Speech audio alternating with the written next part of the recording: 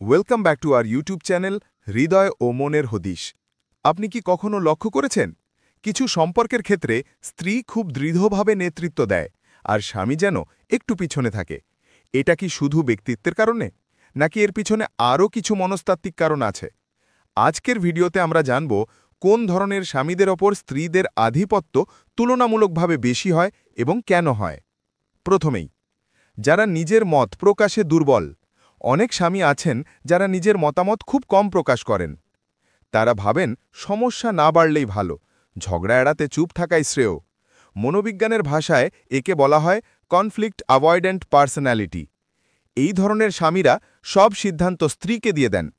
কি খাবেন, কোথায় যাবেন, পরিবারের আর্থিক সিদ্ধান্ত সব কিছুতেই তারা ইয়েস বলে দেন। ফলস্বরূপ স্ত্রী হয়ে ওঠেন সিদ্ধান্ত নির্মাতা, আর স্বামী থাকেন অনুসারীর ভূমিকায়। দ্বিতীয়ত, যারা অতিরিক্ত দায়িত্বশীল কিন্তু আবেগ প্রকাশে দুর্বল। এরা পরিবারকে খুব ভালোবাসেন কিন্তু আবেগ প্রকাশে অস্বস্তি বোধ করেন। তাই তারা ভাবেন, তুমি যেটা ঠিক মনে করো তাই করো। তারা মনে করেন স্ত্রীকে খুশি রাখা মানেই সম্পর্ককে নিরাপদ রাখা।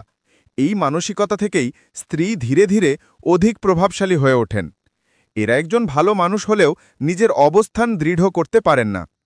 তৃতীয়ত, যারা শৈশব থেকেই কর্তৃত্বের মধ্যে বেড়ে উঠেছেন। যাদের মা ছিলেন খুব শক্তিশালী বা সিদ্ধান্তমূলক, তারা বড় হয়ে একই রকম নারীকে স্বাভাবিক মনে করেন। তাই যখন স্ত্রী নেতৃত্ব নেন, তাদের কাছে তা অস্বাভাবিক মনে হয় না। এরা অবচেতনভাবে ভাবেন, এটাই স্বাভাবিক, বাড়িতে মহিলার সিদ্ধান্তই শেষ সিদ্ধান্ত। এই অভ্যাস স্ত্রীকে সম্পর্কের নিয়ন্ত্রণে বেশি শক্তিশালী করে তোলে। চতুর্থত, যারা অতিরিক্ত নির্ভরশীল স্বভাবের। অনেক স্বামী আছেন যাদের জীবনে বড় সিদ্ধান্তগুলোও অন্য কেউ নিয়ে দিয়েছে। শিক্ষা, চাকরি, আর্থিক পরিকল্পনা সবই পরিবার নির্ধারণ করেছে। ফলে তারা সিদ্ধান্ত নেওয়ার মানসিক সাহস হারিয়ে ফেলেন। বিয়ের পর স্বাভাবিকভাবেই স্ত্রী সেই নেতৃত্ব নিয়ে নেন। এটাকে মনোবিজ্ঞানের ভাষায় বলা হয় ডিপেন্ডেন্সি পার্সোনালিটি ট্রেটস। পঞ্চমত, যারা কম আত্মবিশ্বাসী। স্বল্প আত্মমর্যাদা সম্পন্ন স্বামীদের ওপর স্ত্রীদের আধিপত্য বেশি দেখা যায়, কারণ তারা বিশ্বাস করেন না যে তাদের সিদ্ধান্ত বা মতামত যথেষ্ট মূল্যবান। তাই তারা নেতৃত্বকে স্ত্রীকেই দিয়ে দেন, যাতে ভুল সিদ্ধান্ত নিলে কাউকে দোষ দিতে না হয়। এটা সম্পর্কের ভারসাম্যে বড়ভাবে প্রভাব ফেলে। ষষ্ঠত, যারা সম্পর্কের শান্তিকে সবচেয়ে বড় লক্ষ্য মনে করেন।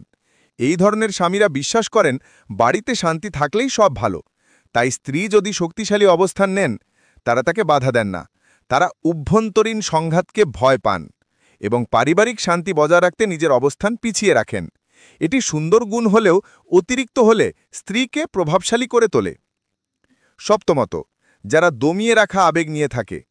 কিছু পুরুষ আছেন যারা নিজের ভেতরে দুঃখ, চাপ, হতাশা জমিয়ে রাখেন। এদের মধ্যে অ্যাসার্টিভনেস কমে যায়। এর ফলে তারা সম্পর্কেও নিজের অবস্থান রক্ষা করতে পারেন না। তাদের বাহ্যিক নীরবতা স্ত্রীর ওপর প্রভাব বাড়ায়। স্ত্রী নেতৃত্ব নেন কারণ তার মনে হয়, যাই করি না কেন উনি ঠিকই চুপ করে থাকবেন। তাই স্ত্রী নেতৃত্ব নেন আর স্বামী ধীরে ধীরে পিছিয়ে পড়েন। অষ্টমত, যারা রাগ প্রকাশ করতে ভয় পান। এটা শোনায় অবাক লাগলেও সত্যি।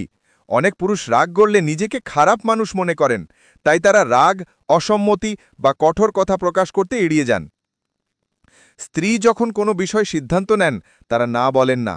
ফলে স্ত্রী নেতৃত্ব নেন আর স্বামী ধীরে ধীরে পিছিয়ে পড়েন। নবমত, যারা অতিরিক্ত রোম্যান্টিক্যালি ডিপেন্ডেন্ট। এরা স্ত্রীকে হারানোর ভয় সবসময় নিজেকে অপরাধী মনে করেন। স্ত্রীর যে কোনো কথা মেনে চলেন যাতে তিনি দূরে না চলে যান। এরা সবসময় ভাবেন, তিনি খুশি থাকলেই আমার পৃথিবী ঠিক আছে। এটি সুন্দর প্রেমের চিহ্ন হলেও দীর্ঘমেয়াদী ভারসাম্য তৈরি করে। দশমত, যারা অর্থনৈতিকভাবে দুর্বল বা আর্থিক সিদ্ধান্তে স্থির নন। অনেক সম্পর্কেই আর্থিকভাবে কে শক্তিশালী তার ওপর নেতৃত্ব নির্ভর করে। যদি স্ত্রী অর্থনৈতিকভাবে বেশি আত্মবিশ্বাসী হন বা স্বামী অর্থনৈতিক সিদ্ধান্তে দুর্বল হন, তাহলে স্ত্রী স্বাভাবিকভাবেই বেশি কর্তৃত্বশালী হয়ে ওঠেন। এটা ভুল কিছু নয়, বরং বাস্তবতা যে অর্থনৈতিক দিক সম্পর্কের ক্ষমতার সমীকরণকে প্রভাবিত করে। একাদশত, যারা পিপল প্লিজার স্বভাবের। এরা সবাইকে খুশি রাখতে চান। স্ত্রী, পরিবার, সমাজ সবাইকে খুশি রাখতে চান। ফলে কখন নিজের মতামত দিতে হবে আর কখন আপোস করা উচিত, এই ভারসাম্য হারিয়ে ফেলেন।